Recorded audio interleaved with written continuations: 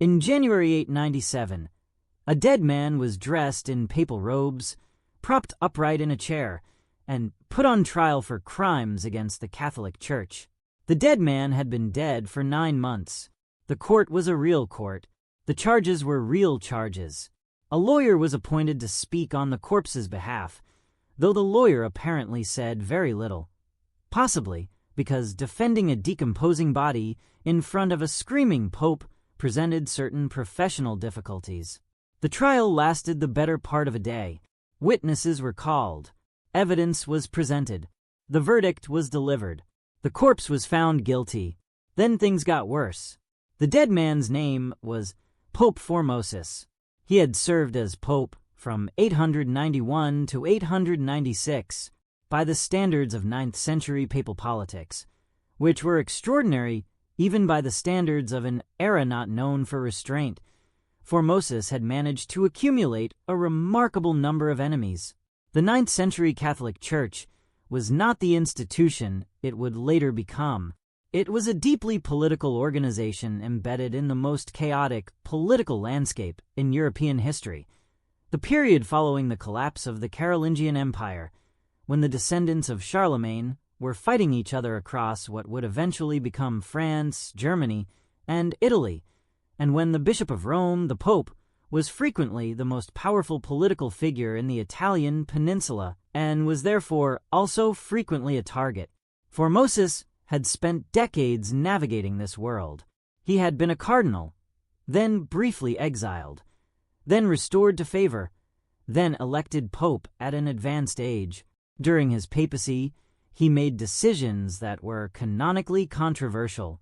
The most significant was his decision to crown Lambert of Spoleto as Holy Roman Emperor, and then later crown a different man, Arnulf of Carinthia, as emperor in Lambert's place.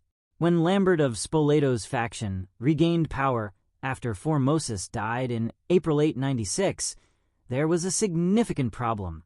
Formosus was dead, which meant he could not be directly punished. But the acts he had committed while alive, particularly the double coronation, had serious political and canonical implications that the new regime wanted declared invalid. The solution arrived at by Pope Stephen VI, who had succeeded Formosus, was to try him posthumously. The body of Formosus was exhumed from its tomb in St. Peter's Basilica. It had been interred for 9 months. It was dressed in the full vestments of a pope, the robes, the papal tiara, the ceremonial gloves on the hands. It was then carried into a church in Rome where a formal synod of bishops and clergy had assembled and propped in a chair at the front of the room. Pope Stephen VI presided. By contemporary accounts, he was not calm. Multiple sources describe him screaming at the corpse throughout the proceedings. He paced around it. He directed questions at it. He pointed at the decomposing face and demanded answers. A deacon had been appointed to speak for Formosus. The deacon crouched behind the corpse's chair and apparently spoke in a low voice on its behalf, though the record suggests his responses were brief and formulaic. There was not much to be said.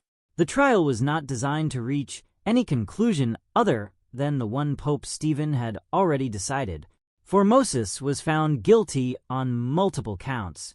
His ordinations during his time as pope were declared invalid, which had enormous practical implications, as it meant every priest he had ever ordained was now technically not a priest. His role in the double coronation was condemned. His election as pope itself was declared illegitimate. Then the vestments were stripped from the body. The 3 fingers of his right hand used for ordinations were cut off. The body was dressed in the simple clothes of a layman. It was dragged through the streets of Rome and thrown into the Tiber River. There is a coda. A monk reportedly pulled the body from the river downstream. It was hidden. Within months, Pope Stephen VI had been overthrown in a popular uprising, almost certainly driven in part by the extraordinary spectacle of the corpse trial, which had horrified many in Rome even by the rough standards of the period. Stephen was imprisoned, stripped of his papal vestments, and strangled in his cell. The next pope, Theodore II, had the body of Formosus recovered from wherever it was being kept, dressed again in papal vestments, and reinterred in St. Peter's Basilica with full papal honors. The acts of the Cadaver Synod, the name history has given to the trial, were annulled. The ordinations of Formosus were declared valid again. Then the Pope after Theodore reversed that decision. Then the Pope after that reversed it again. The papacy of the late 9th century was conducting these arguments while also navigating Viking raids, Saracen invasions, internal Italian political warfare, and the complete collapse of central political authority across Western Europe. The corpse trial was not even the most destabilizing thing happening in Rome that year. It was simply the most memorable. The body of Formosus was interred in St. Peter's Basilica. Whether it remains there today is not definitively known. 9 months in the ground, dressed in papal robes, tried, convicted, stripped, mutilated, and thrown in a river, then fished out, re-robed, and reburied with honors. History contains events so strange that fiction would refuse them. This was one. Subscribe and stay close. More of these are coming. Like this video if the corpse trial stopped the scroll. Comment below with the moment that broke the brain most.